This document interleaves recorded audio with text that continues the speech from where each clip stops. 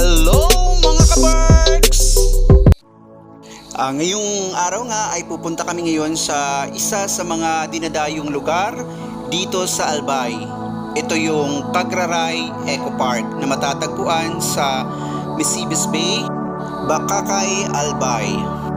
Medyo may distansya siya mula sa Legazpi City. Siguro inabot kami ng mga lampas isang oras na biyahe.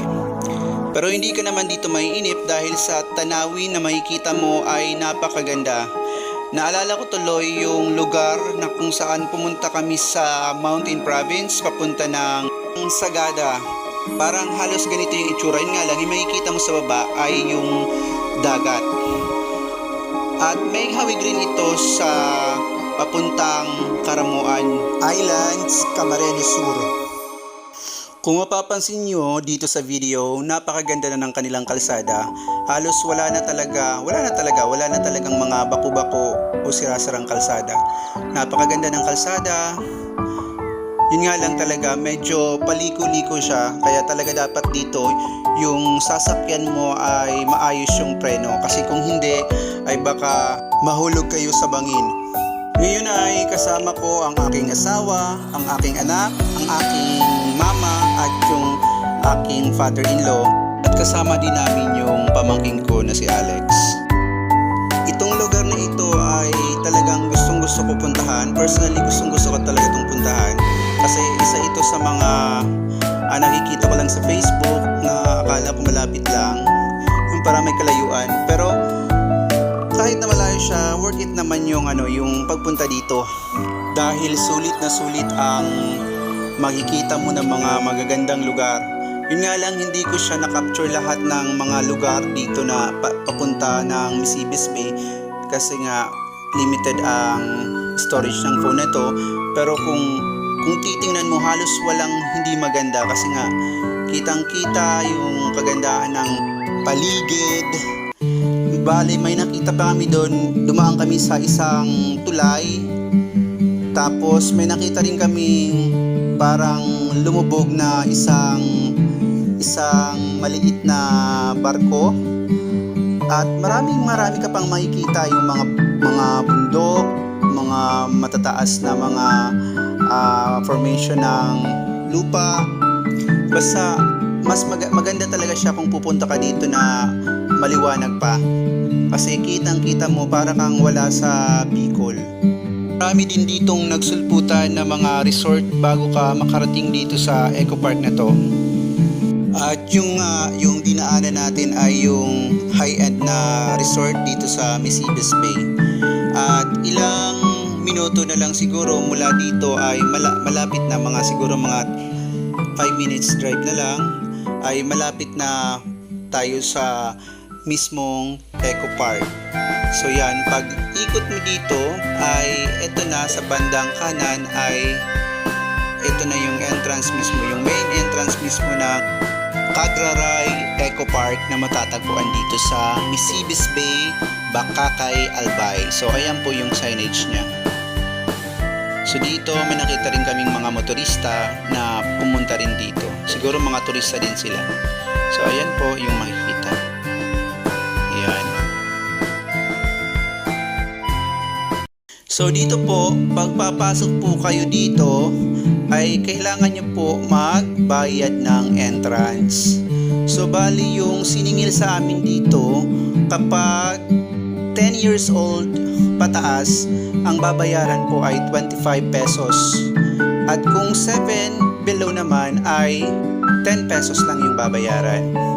So dito po, ito po yung nila, parang reception area. Ito po yung itsura niyan. At dito naman po sa medyo kaliwa, ito po yung papuntang CR. At dito naman sa likuran, ito yung may makikita. Ito yung parang man-made lang naman ito na pagkaka-landscape. So ayan po yung itsura niya. Ito po ay gawa sa simento at pinaglalagyan ng mga halaman. Pero mukha rin siyang natural. So dito po yung CR. Siya? man-made din na parang kuweba. Tapos pagpasok mo po dyan, yan na po yung ano nila, yung palikuran. So ito po, pinasok po natin ito. So yan po yung itsura sa loob. So yan yung mga comfort rooms. Opo, ito yung mga comfort rooms. Para siyang kuweba talaga. At dito naman sa bandang kaliwa, may tubig dito. Siguro, nilalagyan nila to ng isda. Ayan. So dalawa yung CR niya, yung panlalaki at pang babae. Tapos, ito na po talaga yung iconic na amphitheater dito sa Cagraray Eco Park. Ito yon. Yan, kung makikita mo, napakaganda talaga ng view. Yan, yung 5 bato, tapos parang may mga hagdanan. Yan, napakaganda. So very iconic to. Dati nakikita ko lang to sa mga pictures, sa videos. So kaya hindi ko mapigil na aking sarili na syempre kumuha ng video dito. So napakaganda. Siguro mas maganda pa dito kung umaga, kasi dumating kami dito mga bandang alas 5 na siya ng hapon. Syempre pagkatapos dito ay kumuha kami ng mga larawan.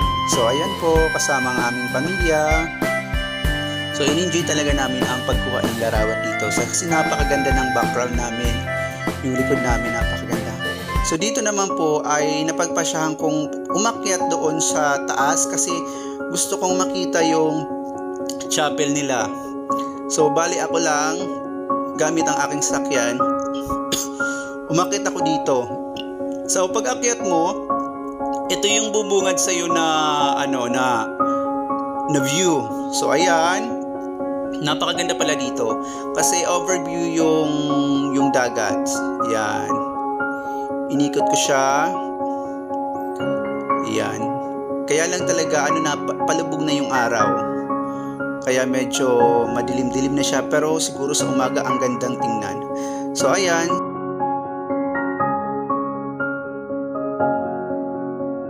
Napakaganda ng view. Kaya kung nagpaplano kayo na pumunta dito, so mas mainam na pumunta kayo dito maaga o sa umaga po. So dito naman po, ito na po yung kanilang chapel. So this is a Catholic church. So yun yung itsura pag nasa labas ka. Napakaganda ng structure niya. May mga siya, puno siya ng salamin. Yung ginamit na mga wall ay salamin.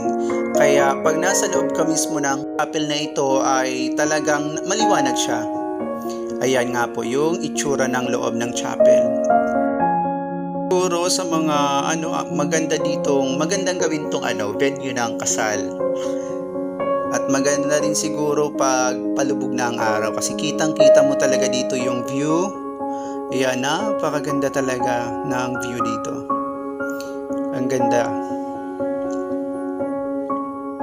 Ang ganda ng kulay ng building na ito. So siya, kahoy at saka puti. Napakaganda talaga. At syempre pagkatapos ko makita ay bumalik na ako sa baba. Gamit ko rin yung sakyan kasi medyo na to, malapit ng dumilim. So ayan po, bumaba na ako. Ayan. So medyo mahirap din dito kasi kung aakyat ka, mahirap din talaga kung lalakarin mo siya kasi medyo medyo matarik din yung daan. Yan, kung mapapansin niyo yung mga puno, ang gaganda din kasi mga pine trees siya. Para rin kasing nasa Baguio ka, yung mararamdaman mo. Nung pumunta kami dito, ay talagang walang tao maliban sa amin. Siguro dahil sa hapon na rin siya at kailangan mo talagang sadyain gamit ang isang private na sasakyan. Parking kanan, ito na po yung yung amphitheater. Sulit na sulit talaga ang travel namin na mahigit 1 oras dahil nga sa nakita naming napakagandang view.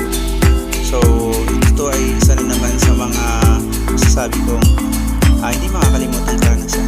So yun nga, pag alis namin dun sa amphitheater, dun sa may Eco Park, ito po yung